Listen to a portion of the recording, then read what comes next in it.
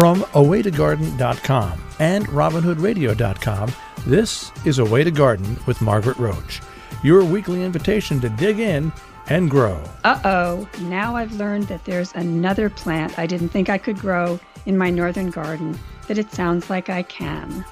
Hello, Crinum Lilies, you gorgeous size XL bulbs that I thought were the domain of southern gardeners only and not for me. A new book about them by Jenks Farmer is teaching me otherwise and making me want to order some bulbs. More in a moment about Crinum, but first, this message. Underwriting support from Timber Press, the leading publisher in books that share wonders with the natural world, including A Way to Garden by Margaret Roach. The stunning guide imparts decades of plant wisdom and challenges readers to think beyond their garden borders and to consider the ways gardening can enrich the world. Available everywhere books are sold and at timberpress.com. They invite you to come grow with them. Augustus Jenkins Farmer, a.k.a. Jenks Farmer, is a longtime horticulturist and garden designer who's former director of Riverbank's Botanical Garden in South Carolina and author of a couple of previous books. These days, he is true to his surname, also a farmer, specializing in growing and selling crinum lilies and a few other goodies from his organically managed 18th century South Carolina farm. His new self-published book is called Crinum, Unearthing the History and Cultivation of the World's Biggest Bulb. And I'm glad to welcome him to the show. Hi, Jenks. How are you? Good morning, Margaret. Great. Yes. How is it down there? It's awesome. We thought we were going to have some cold, but today it is bright and sunny and about 55, which is perfect Christmas weather for us. Chilly enough to feel like the season, but warm enough to be in short sleeves. Yeah, do some gardening. So before we get started, I should say that we'll have a giveaway of a copy of the book, of your new book, with the transcript of this show over on awaytogarden.com. You describe in the book, your 30-year obsession, your crinum journey as a 30-year obsession. And so for some of us non-Southerners who might not know crinum lilies firsthand yet, paint us kind of a verbal picture. I think they're related to amaryllis, and where are they native, and, kind of what are they like? Okay, the easiest way to picture a crinum is to imagine that Christmas amaryllis, but on steroids. So now let me start over. Not all crinums are giant, but most of them that are really big and showy and like flower waist to chest height, those are the things that grab our attention. Wow. They have these big strappy leaves. Some people say they look like corn leaves, but they all come out in a clump. So like that amaryllis or like a daylily, but just bigger all the way around. Like some of the crinum leaves can be as wide as my palm, so 4 or 5 inches wide and 5 feet long. Whoa. Yeah. Where are they from originally? There's different species of crinum in the genus Crinum. Yeah, there are a lot of different species, and they're what we call pan-tropical, so they're from every tropical humid climate around the equator. Oh.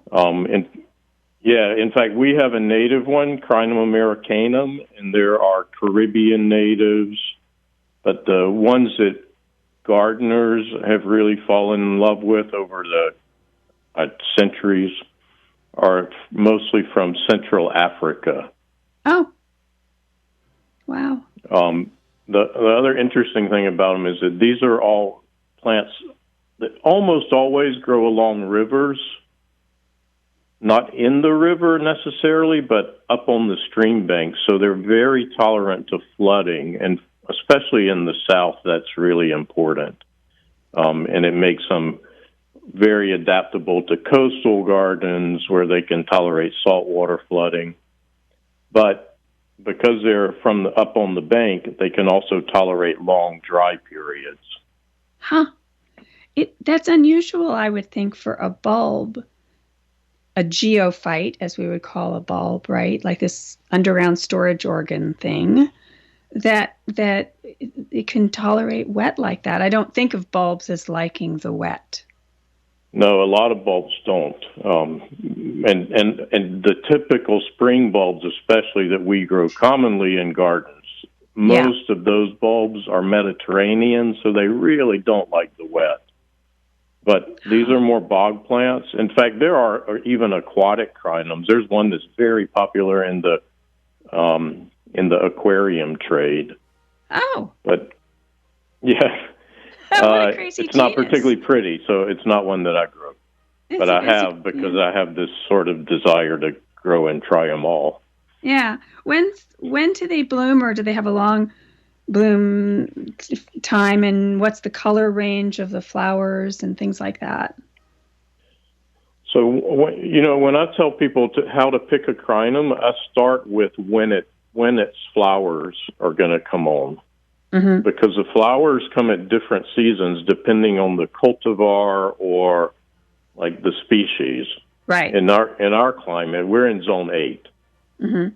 So we have crinums that start in March, and they look great through May, but then they're totally ending, and you don't have anything but foliage on that plant for the rest of the summer. Mm-hmm. But then other crinums come on. So on our farm, the peak time is early June, where the farm is just a sea of pink flowers. Okay. Mm-hmm. And then there are a few that come on later, especially after like fall rainstorms. We'll get a few, but for the most part, they're summer. And the colder you go, the more compressed that is, of course.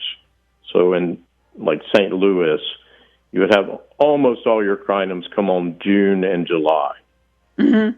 You ask about color of flowers, too. Yeah. The color goes from pure white to rich burgundy reds and pretty much everything in between, including some fuchsia pinks and lots of soft pinks, as well as stripes of all different patterns. So some that are white petaled with a pink stripe down the middle, and some that are white petaled with a deep burgundy kind of blood red stripe. Interesting. Now, you, in your subtitle of your new book, you call it the world's biggest bulb. Is it the biggest bulb? I mean, some of the pictures in the book are hilarious, Jenks, with you holding an unearthed bulb. And I mean, the thing is a monster. Okay, Margaret, the title is meant to be a little bit provocative. Hyperbole. You have to do a little bit of marketing. Yeah. So if you were to search the web for what's the biggest bulb in the world, then another bulb pops up. And you'll see things that say, this bulb gets up to 12 inches. Mm-hmm. Well, I'm ready for the competition. I have a picture I took 2 days ago that's a crinum bulb that has a tape measure wrapped around it, and it's 26 inches around. Oh, my goodness. Yeah. That's like a underground pineapple. That's like the size of my head. Yeah. Wow. So I think there's some definite, possibility that it is the biggest bulb in the world, but it is a somewhat provocative title. It was meant to be. Mm-hmm. Then the question is also kind of weird because I have crinums that are tiny too. Yes. I have species of crinums. The American species, for example, the bulb gets no bigger than a golf ball, and the flower is only 14 inches tall. Okay. I grow an Indian species that's about 3 inches tall, and it's a real weirdo. I grow it in a pot because I'm fascinated by it. It's about 3 inches tall, but it only flowers from 10 p.m. till about 8 a.m. the next morning. Oh, my goodness. I guess you stay up that night? No, I don't. But I get up early enough to see it. Okay. Oh, that's good. That's smart. All right. So there are other bulbs, and there's huge variation within the genus. So again, they go from 2 inches to 12 feet tall if you get down into like Miami gardens or Houston gardens. Wow. And so again, as I said in the beginning, and I've always, since I've been a gardener, I've known about them because some of our great catalogs in these decades that I've been a gardener are from southern, are in the South and so forth, and they would sell crinums, but I thought, oh, that's not for me, but I knew what they were. But you've, over the years, you've sent them, sold them, shared them with gardeners in many, at zoos, botanical gardens, home gardeners in many different places. And that's by matching the right species or variety that's appropriate to the region. Is that kind of... Exactly. So when we say that we know today that crinums can be very cold hardy, but it's certainly dependent on the species. Okay. So, for example, one of our earliest flowering ones, it happens to be one of my favorites, is called the orange river lily. Not because it's orange, but because it comes from the Orange River in South Africa. Oh. Okay, so I have seen it in Copenhagen. I have a friend who grows it in Boston. Now, he works hard on his, so he's a little bit out of the norm, but I have a friend in Connecticut who's grown it as a completely hardy perennial that even sets seed and seeds itself in his garden. Wow. Okay, we have good friends at the Pittsburgh Zoo. I've sent crinums to them for years, and their crinum, there's a beautiful shell pink called Cecil Howdy shell, and that one's grown in the gorillas exhibit at the Pittsburgh Zoo for a long time. So, I think this is really fun to learn what grows where, especially when we've made assumptions for most of my life. I, like you, thought, oh, these are deep south plants. But those assumptions simply were untested. Right. I think one reason is they tend to be expensive bulbs. These are long-term plants. They're slow to grow for the growers, and they're slow to go in a garden. So they're investments in time as well as money. So people have been reluctant to try them in colder places until the last 20, 30 years. Mm-hmm. And that's really the truth with hardiness of anything. I mean, so many plants that when I began gardening, it said they were zone 6 or 7, and now we know they're zone 5, but it was just that they hadn't been distributed throughout the North as much, and people didn't know, and there was no data, so to speak. Right. Yeah. So, and I don't think that I doubt that crinums are ever going to become the peonies of the North, right? They're plants that really intrepid gardeners are going to try. They're plants at botanical gardens and zoos, and people who are really into collecting are going to try. But you're never going to see masses of them. At least I hope not. I really love that we can maintain regionality. I don't even try to grow peonies here because they hate our heat. Yes. And I want to have the adventure, and I want to have the experience of seeing them spectacular where they really want to be. Right. Does that make sense? Yeah, totally. But gardeners love to have sort of some special treasures and, push things a little bit here and there. And I mean, you said summer hardy in Miami. I bet you can't grow those where you are, just like I can't grow all the mainstream ones, the ones that maybe are your main season ones. I probably couldn't grow, but could I grow lots of tender bulbs that I then stash the pots in my basement or grow them as a sort of house plant or let them go dormant or whatever. Can some of them adapt to that type of culture? Oh, so what we do with some of the big tropical ones, they have brilliant colored leaves, like fuchsia leaves or gold leaves, variegated. So I really want to grow those, but it's too cold where I am to do it. So we grow them in pots and leave them outside all summer. They're really easy in pots because crinums can tolerate drought. So if I forget them, I forget to water for 2 weeks, and it's okay. In the fall, we cut back a good bit of that foliage and bring them into a garage or a barn where it's not heated, but it's protected enough that they're fine. We just let them stay pretty dry in their pot, let them go dormant, and then take them out in the springtime. But even the big tropical ones are often used as display plants and house plants and interior plants, not so much here in the U.S., but you see that in Southeast Asia a lot. So I can grow some in pots up here even? Could I do that? Because I have lots of bulbs, that I store in the winter, all kinds of non-hardy things. And could I do that to get started?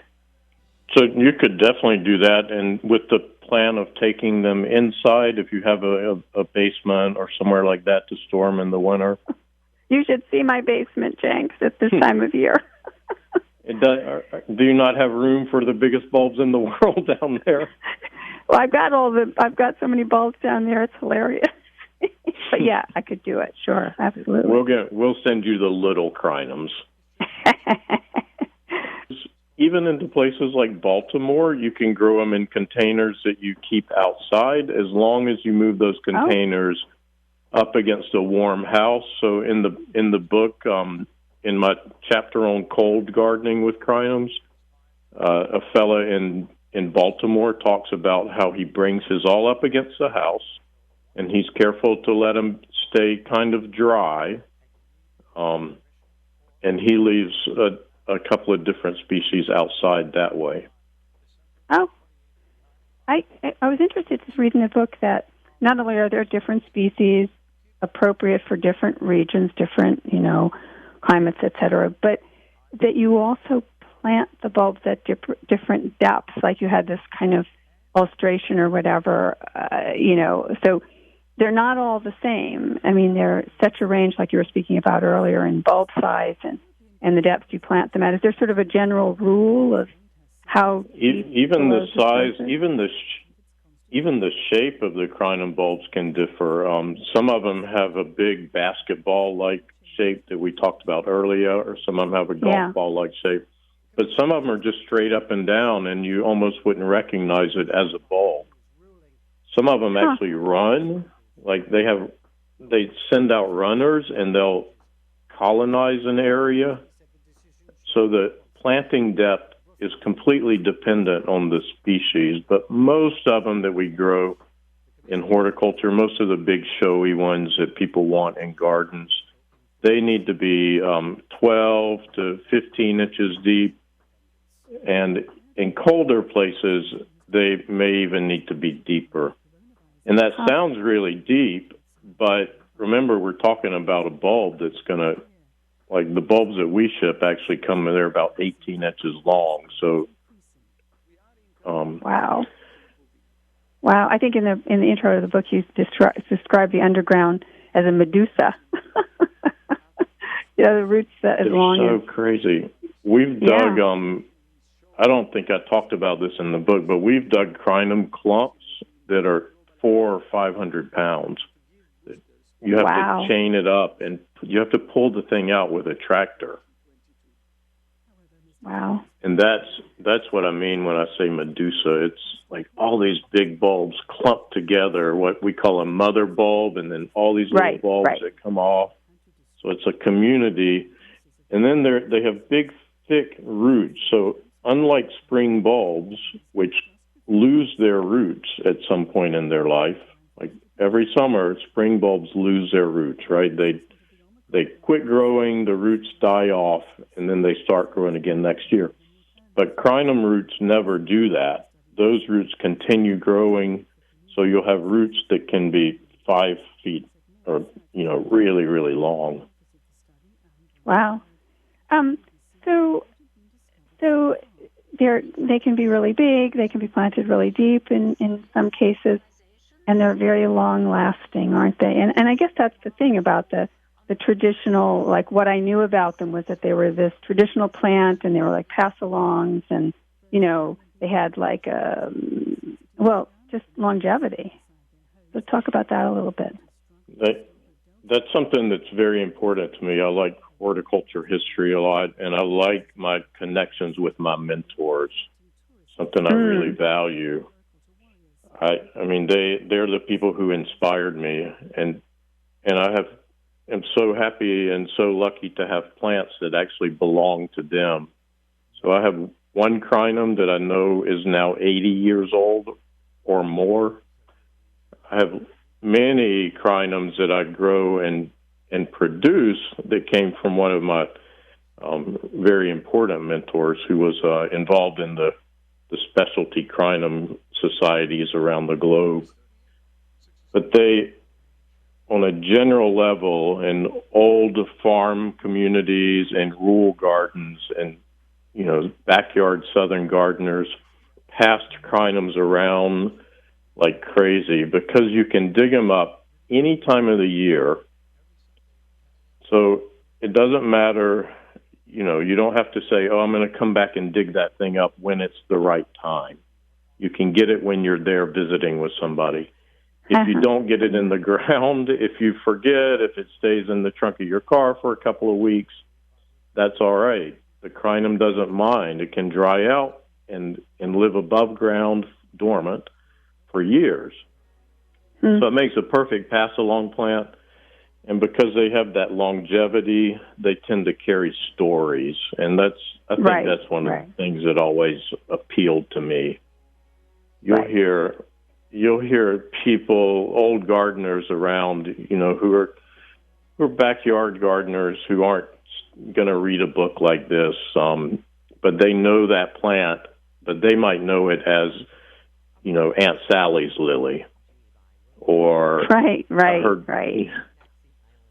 I love that the fact that they carry stories with them. Right.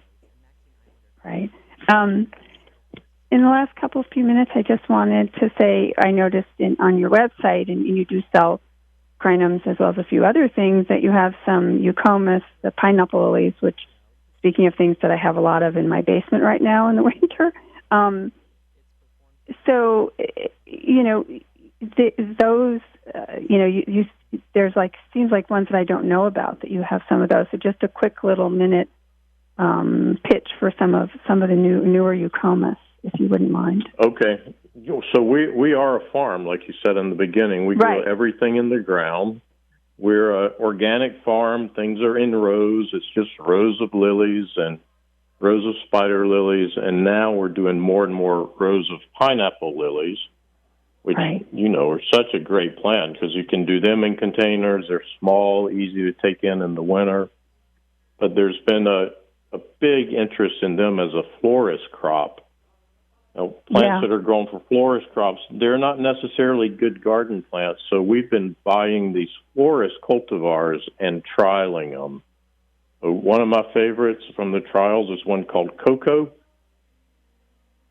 I have no idea why it's named Cocoa. I think it's probably named that for Coco Chanel because it's a really dark leaf.